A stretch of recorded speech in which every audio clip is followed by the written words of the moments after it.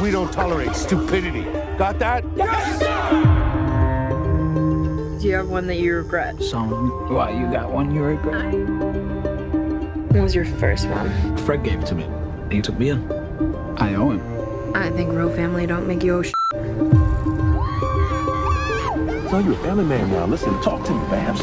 You know the Bikers ain't gonna like it. You're better than those racists. I don't know what to do. In this business, you've got to stay focused or fall right down the rabbit hole. What if I take all this stuff off and I'm still a piece of shit?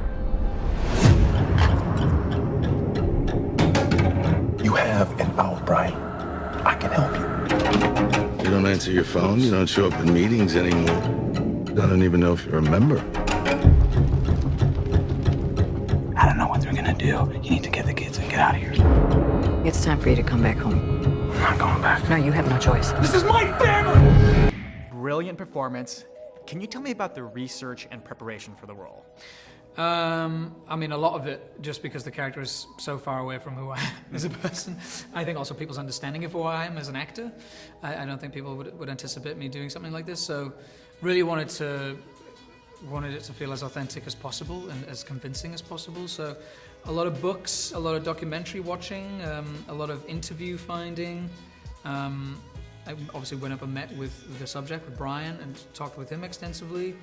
My Amazon checkout list was quite questionable sometimes from some of the materials that I was buying. But it's, I'm not gonna lie, it's heavy. It's an icky, horrible world to inhabit. It's going to work every day was challenging. And I will say this, that everyone who worked on this film took it very seriously. We know that this subject is not very far away from today's headlines, and it's impacting people's lives on a daily basis. So we knew we had an obligation to the story, to the truth, to represent as it was, and tell a story of, injustice and intolerance and hatred is learned.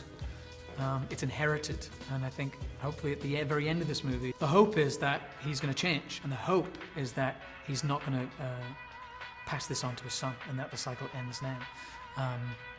I think hopefully there's some hope in that message. How was the process for the physical transformation? Shaving your head, the tattoos, lifting weights. I don't know if you had to lift a little bit more and got more Yeah, buff. I did some lifting. I wanted, because these, certainly Brian, he wasn't the healthiest.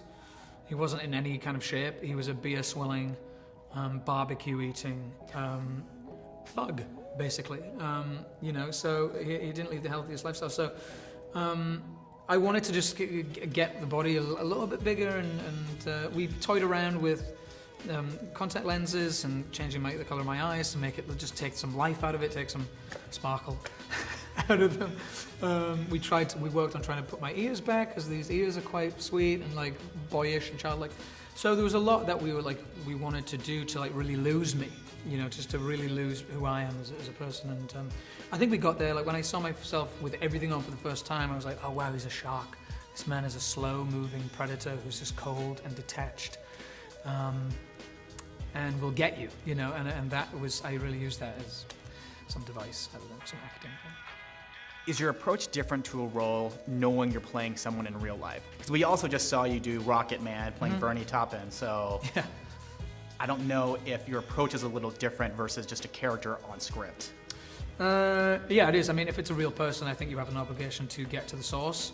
For example, Bernie Taupin wrote a book about his childhood. I mean, if every subject you played did that, it's gold for an actor, because you're learning everything about them and what their relationship was with their parents and their grandfathers and all the stuff that is so important and vital to who a person ultimately becomes. In Brian's case, no parents, or absent ones, leading to him being a wayward teenager and easily indoctrinated and brought into a world where someone would buy him a beer and give him some food and said, "We hate these people." And he said, "Okay."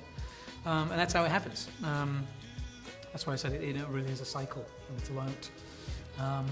But I think if you're playing someone who existed and is still with us, there's an obligation, I think. There's a lot of violent scenes in the movie, so I was wondering if you could tell me about the blocking for them for you. I don't know if you got hurt just to get that violent. No, I mean, I hate fight scenes. Doing them, if they serve a purpose in the script, great, but I hate doing them, they're exhausting.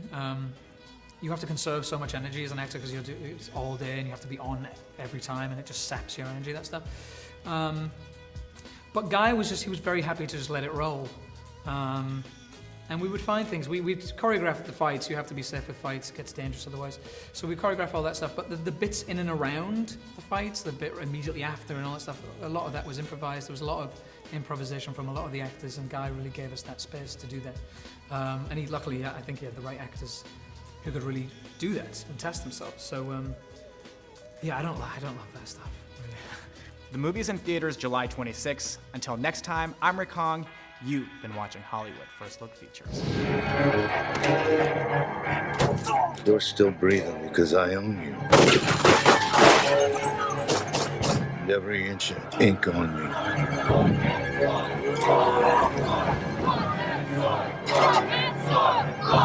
Is it true, as he said, that you're an evil man?